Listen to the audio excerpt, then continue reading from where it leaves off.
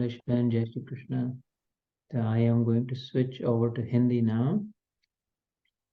तो 7वें अध्याय के 30वें श्लोक में भगवान कहते हैं कि इतना सब उपलब्ध होते हुए भी ऐसे हजारों हजारों लोग धमाधम उधर मैच ही देखते हैं, दिवाली मनाते हैं, डांडिया करते हैं, कपड़े पहनते हैं, पटाखे उड़ाते हैं। एक आध कोई होता है हजारों में, मनुष्याणाम सहस्त्रेश, कि जो ये सब धमाधम चलते हुए भी अंदर में विचार चलता है कि नहीं ये, लेकिन इसमें नहीं है सार। ये तो आया है जाएगा, आता है जाता है। कितनी दिवालियां हुई आज तक, कितने दशहरे हुए। 2 दशों में से कोई हरा के आज तक दशहरे से? 5 ज्ञान इंद्रिय, 5 कर्म इंद्रिय, ऐसे 10 में से कि रावण अभी साबुत है।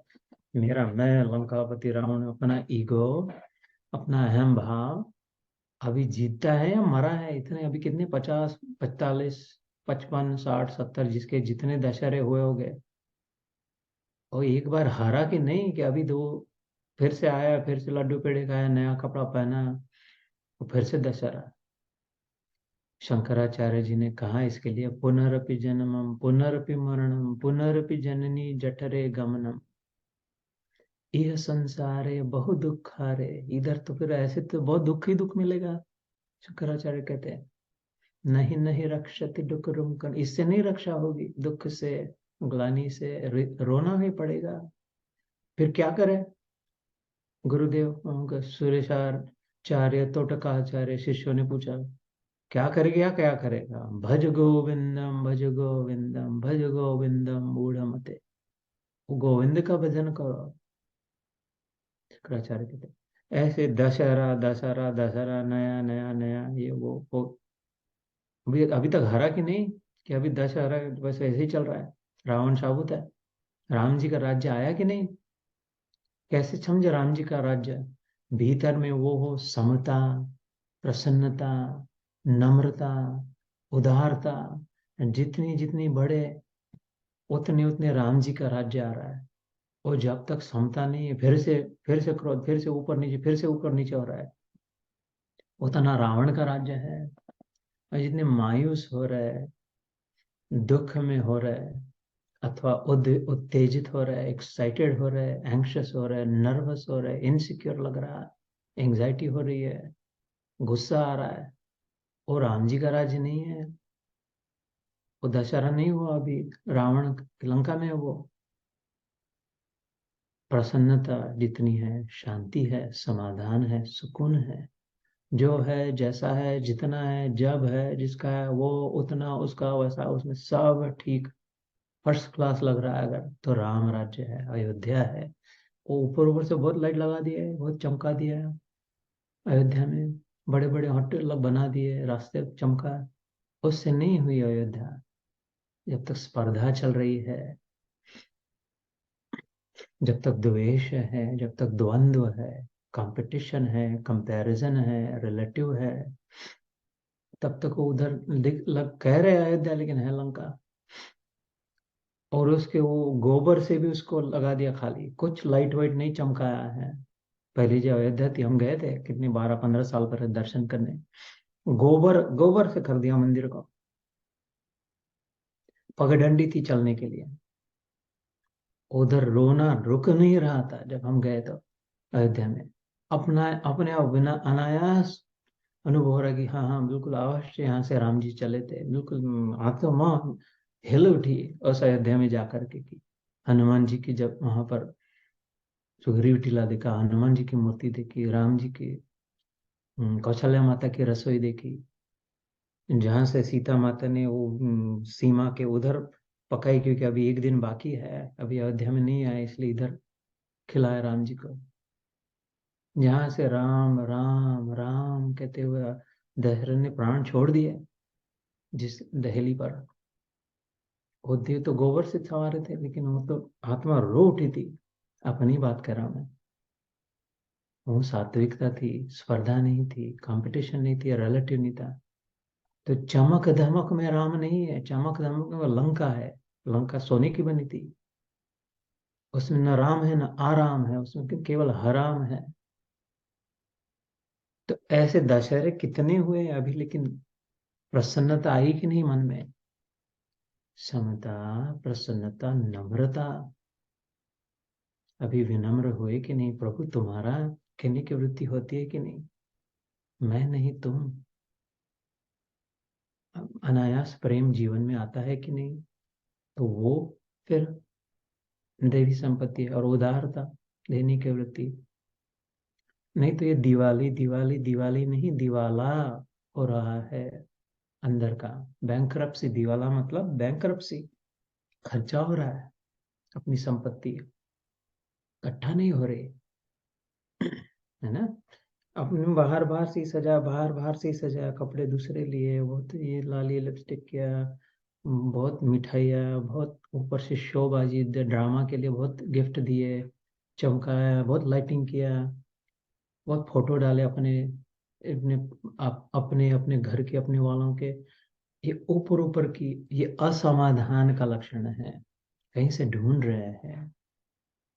वो अंदर में ऑलरेडी है, दिवाली अंदर में है। 4 दिन 5 दिन की दिवाली नहीं होती, सदा दिवाली होती है, शास्त्र में आया है। सदा दिवाली संतन की, आठों पहर आनंद, सियावर रामचंद्र की जय। 8 पहर मतलब 24 आवर्स। एक पहर 3 घंटे का होता है ना, 8 पहर में 2400 घंटे, 24/7 दिवाली। जब मन में स्थित प्रज्ञ हो गए तो ये दैवी संपत्ति है, जिसके लिए कृष्ण ने अभी 16वें अध्याय में कहा। ये तेरे को मैं बहुत डिटेल में कह चुका हूँ, अभी फिर से सारांश से चल रही है। ये सब 7वें अध्याय में आया था। मनुष्याणाम सहस्रेषु कश्चिद यतति सिद्धये, तीसरा श्लोक। और यतताम अपि सिद्धान माम, ऐसे हजारों में से एक कोई इधर बढ़ती है, और जो बढ़ती है उन ऐसी हजारों साधियों में से एक कोई मेरे तक पहुंचती है। 8वां अध्याय था अक्षर ब्रह्म योग। अंत काले च मामेव स्मरन मुक्त्वा कलेवरम, यत प्रयाति सद्भाव। अंत तक जो मेरा स्मरण करते हैं, उनको अंत में मैं ही प्राप्त होता हूँ। ऐसे अलग अलग बताए थे, अभी संक्षिप्त में कहते हैं। और 2-3 उसमें सोचने लायक। 9वां अध्याय था राज विद्या, राज गुह्य योग। अनन्यश्चिन्तयन्तो माम ये जना पर्युपासते, तेषाम नित्य अभियुक्तानाम योगक्षेमं वहामि हम। कहते चिंता न कर बेटी, कृष्ण कह रहे, पगली बबली तितली, चिंता न कर, बस मेरी हो जा। मैं तो तेरा हूं ही पहले से। देख, सारा तेरा योग और क्षेम में निभाऊंगा। योग मतलब जो मिलाना चाहती है, जो प्राप्त करना चाहती है वो। और क्षेम मतलब जो मिल चुका है, उसको रखना शाबुत, उसकी सुरक्षा करना। योग क्षेमम वहामी, मैं तेरे लिए सिर पे ढोऊंगा। अहम, मैं, कृष्ण कहता है, हमें हमारे लिए कहता है।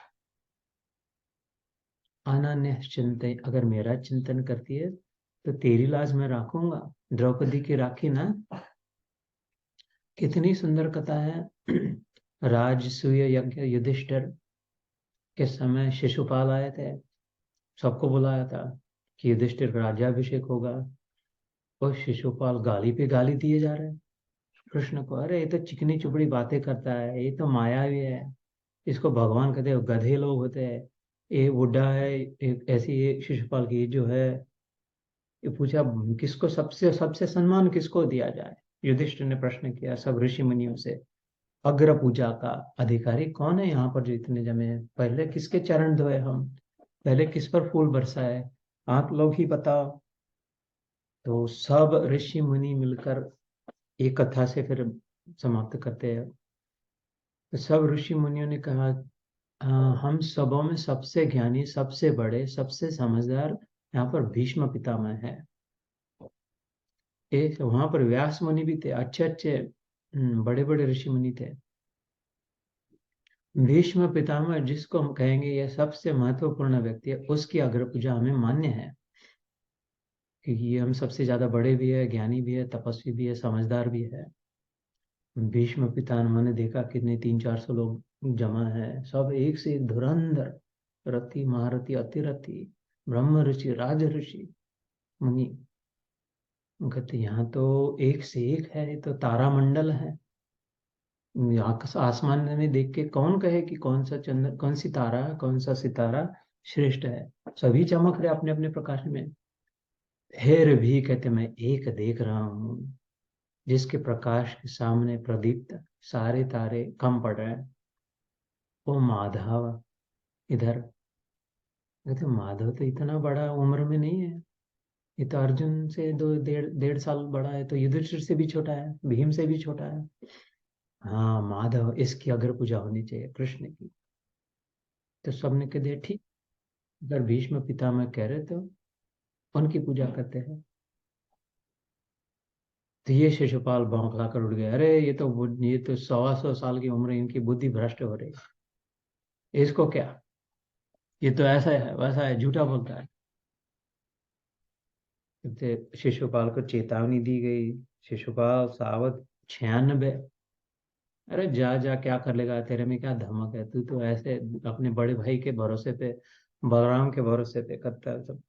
शिशुपाल 97 से गाली दे रहे, शिशुपाल 98, देखना 99। अब मत, 100 हो जाएंगे, मैंने 100 का वचन दिया था। अरे तेरे से डरता है क्या, डरपोक तो तू है। भाग गया था रण छोड़, कहता वो आया जरासंध तो अपनी पूंछ नीचे डाल के भाग गया, तेरे को क्या भगवान मान। बस शिशुपाल हो गए 100 से ऊपर। और फिर चला सुदर्शन को आ गया, सुदर्शन चक्र से शिशुपाल की गर्दन उधर ही काट डाली। शिशुपाल वध की कथा। और सुदर्शन चक्र कृष्ण से ज्यादा बौखला गया था, कि वो बार बार देखता था, ये इसका अपमान करता था। सुदर्शन को ऐसे होता था, ये कथा है हरिवंश पुराण में। Sudarshan was more anxious than Krishna than Balram even. Balram को तो वो उसको पकड़ के रखना पड़ता था कृष्ण को, नहीं दाऊ भैया अभी नहीं, मैंने 100 का वचन दिया। और सुदर्शन इतना बेचैन होता था कि इसके कब मैं गर्दन काटू कब नहीं। रेडी रेडी रेडी था, जैसे 100 बोला तो छटाक से काट दी। और इतना उत्तेजित हुआ, इतना एक्साइटेड हुआ, वापस जब आया तो भगवान की उंगली, केयरलेसली भगवान की उंगली कट गई। गलती हो गई पहली बार, एक ही बार सुदर्शन से, क्योंकि उसकी उसके मन की भावना, उसका क्रोध सुदर्शन का उसमें समा नहीं सक रहा था। इसलिए इतना ज्यादा एक्साइटेड हो गया कि वापस आया तो केयरफुली नहीं लैंड हुआ उसकी उंगली पे, थोड़ी सी उसकी उंगली कट गई कृष्ण की। तो खून बहने लगा।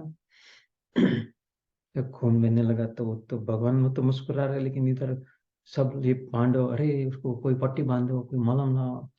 वो किसी को कुछ सूझ रहा नहीं, सब अपने अपने सिल्क के गारमेंट पहन बैठे हैं, नौला का हार पहन बन के। द्रौपदी किधर जाए, मलहम का है, पट्टी का, जाओ जाओ जाओ, सब भागे जा रहे हैं और इधर खून बहा जा रहा है। तो द्रौपदी ने क्या किया, अपना पूरा इतना शालो टर से फाड़ दिया एकदम कोना।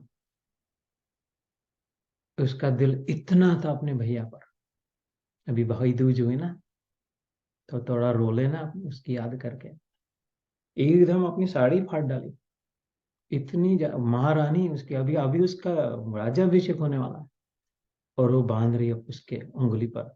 और 2 5 10 मिनट बाद आ रहे 10 सेवक, ये लो वो लो बांधने के लिए। वो बोले हो गया, बांध दिया उसने, मेरी बहन ने। हाँ, आंखों से आंसू उसके टपक रहे कि मेरे भाई को हमारे यज्ञ में इतना ऐसा सहना पड़ा। अब कृष्ण मुस्कुरा के कह रहे, तो गदगद हो जाता हूँ कदा सुन के। कृष्ण, देखिए जो चिंदी बांधी ना, टुकड़ा बांधा तूने, इसमें जितने धागे हैं ना, एक छोटी सी पट्टी में, इस एक एक धागे का हिसाब चुकाऊंगा। इस एक एक धागे की 1000 साड़ियां बनेगी, याद कर लेना, संकट आएगा तो। बस हो गया फिर, यज्ञ हो गया। और कब की बात, कितने सालों साल निकल गए।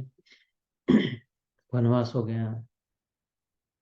और द्यूत, और सब जानते, लेकिन वो जब समय आया था द्यूत के समय, दुशासन दुर्योधन, तो हे गोविंद राखो शरण, अब तो जीवन हार्यो। कि गोविंद की जब याद करें तो किसी साड़ी पे साड़ी, साड़ी पे साड़ी, साड़ी पे साड़ी, ये साड़ी है या द्रौपदी है, नारी है या नारी है या साड़ी है, कितनी, वो कहाँ से आई थी। बहुत द्रौपदी कह रही कि कितना मेरा भैया, कितने तूने मेरे उपकार किए यार। वो कह रहा नहीं, मैंने कोई उपकार नहीं किया द्रौपदी, याद है, भूल गई थी पगली। ये कथा याद करके आंखों में पानी ना आए तो हृदय जीवित नहीं है। मैं तो जितनी बार इस कथा को कहता मेरे आंखों में पानी आता है कि ये कोई उपकार नहीं है द्रौपदी, याद नहीं मैंने तेरे कहा था, एक एक धागे की सौ सौ हजार हजार साड़ियां कहूंगा, देख तूने जो छोटी पट्टी बांधी थी उसकी, तेरा प्रभाव है ये तेरी कमाई है, ये तेरी अच्छाई है। ये दैवी संपत्ति वाला भगवान दूसरों को श्रेय देता है, कह रहा है नहीं द्रौपदी ये तेरा, इट्स योर गुडनेस। ये हमारे लिए उदाहरण है। ये 9वां अध्याय में दैवी संपत्ति आई थी, 10वें अध्याय में विभूति योग, 11वें अध्याय में विश्व रूप दर्शन योग में कहा था निर्वैर सर्वभूतेषु यः समामेक पांडव। आखिरी श्लोक 11वें अध्याय का विश्व रूप दर्शन समेट लिया। उस समय कहा इतना ज्यादा ज्ञान में मत पड़ना अर्जुन, ज्यादा कर्म ज्ञान पोती, बस सीधा साधा प्रेम का मार्ग सबसे बढ़िया है, भक्ति मार्ग। निर्वैर सर्व भूतेषु यस्य मामेति पांडव, बैर छोड़ दे सबसे, बस बैर रहित हो जा, प्रेम देना सीख, तो तू अपने आप सीधा सीधे रास्ते से मेरे मेरे तक आ जाएगी, ये सीधा रास्ता है। 12वां अध्याय भक्ति योग में तो बस संपत्ति ही संपत्ति, दैवी संपत्ति, क्या कहूँ कितना गए 12वें अध्याय के विषय में, छोटा सा सबसे छोटा अध्याय, ये सबसे महत्वपूर्ण कह सकते, सबसे पावरफुल अध्याय कह सकते हैं 12वें अध्याय को। इसलिए मैं तो छोड़ ही देता, नहीं तो इधर ही 1 घंटा निकल जाएगा। 13वां अध्याय क्षेत्र क्षेत्रज्ञ विभाग योग, मयि च अनन्य योगेन भक्तिर अव्यभिचारिणी, the field and the knower of the field. उसमें कहता है कि अनन्य योग से, इधर उधर मुंह मारते नहीं, थोड़ा इसका थोड़ा उसका, थोड़ा ऐसा थोड़ा वैसा, अन्य, अन्य अन्य नहीं, अनन्य, one only, the one and only, भक्ति अव्यभिचारिणी। व्यभिचार मतलब प्रोमिस्क्यूअस, जिस स्त्री के 2 पुरुष होते हैं, अथवा पुरुष तो है लेकिन मन किसी दूसरे पुरुष पर है, उसका व्यभिचारिणी कहते हैं, प्रोस्टिट्यूट जैसे, कि जो आए उसके साथ रह लिया, जो आए उसके साथ कर लिया, जो कुछ व्यभिचार। लेकिन अव्यभिचार मतलब उसके उल्टा, जैसे पतिव्रता होती है, तो वे कहता है मेरी पतिव्रता बन तू। कृष्ण कहता है 13वें अध्याय में, ज्ञान का जो अध्याय है, जिस अध्याय के लिए शंकराचार्य ने कहा सबसे महत्वपूर्ण अध्याय गीता था ज्ञानियों ज्ञान मार्गियों के लिए, उसमें बीच में इसने अपना डाल दिया, उसी जिसने गीता कही उसने, मेरी भक्ति अव्यभिचार से कर, बस और सब छोड़ दे। ये दैवी संपत्ति। 14वां अध्याय आता है गुणत्रय विभाग योग, फर्स्ट क्लास, क्या कहें उसके विषय में भी, उसमें भी अंत में कहा ये सब छोड़ के पहुंच जाता है मेरे, जस मेरे नाम से, मेरे काम से, मेरे में लग जाता है जो, क्योंकि मैं इन सबका आश्रय हूँ। ज्ञानियों का ज्ञान, योगियों का जो, जब सबका मेरे भरोसे पे चल रहा है सारा का सारा, इसलिए तू अर्जुन भक्त मेरा प्रेमी सीधा मेरे तक आ रहा है, तो तेरे को सीधी सब प्राप्ति हो जाएगी। 15वां अध्याय हो गया हमारा पुरुषोत्तम योग, और अभी 16वें अध्याय में चल रहे, ऐसे यहाँ तक। अभी आज यहाँ पर रोकते हैं। क्या कहा यहाँ पे, ये मैंने उनमें से दैवी प्रकृति तो विस्तार पूर्वक कहा गया, अब तो आसुरी प्रकृति वाले समुदाय को मैं विस्तार पूर्वक, इसलिए उस विस्तार को मैंने सविस्तर से याद दिला दिया कि यहाँ तक हम लोग कैसे पहुंचे हैं, है ना। तो अगले रविवार 7वें श्लोक से प्रारंभ करेंगे, जब आसुरी संपत्ति के विषय में बात होगी। 16वां अध्याय 7वां श्लोक नेक्स्ट टाइम वो पिकअप। तो एक 2 मिनट रुक करके हम लोग एक दूसरे के साथ शेयर करते हैं। याद रहे पहले ध्यान के समय हमने इसका इसकी भूमिका बनाई थी ध्यान में आज के दैव आसुर संपत्ति। देने की वृत्ति वाली देव वृत्ति, लेने की वृत्ति वाली आसुरी, है ना। इस पर ध्यान किया। उसके बाद इस अध्याय के पहले छह श्लोक किया। I am going to stop here and then Lata मौसी, स्मिता दीदी, अपर्णा, माधवी, कमलेश बहन तो थोड़ा आखिरी 10-15 मिनट ज्वाइन करके जो भी आज अपनी अपनी दृष्टि से शेयर करना। तो let me stop right here.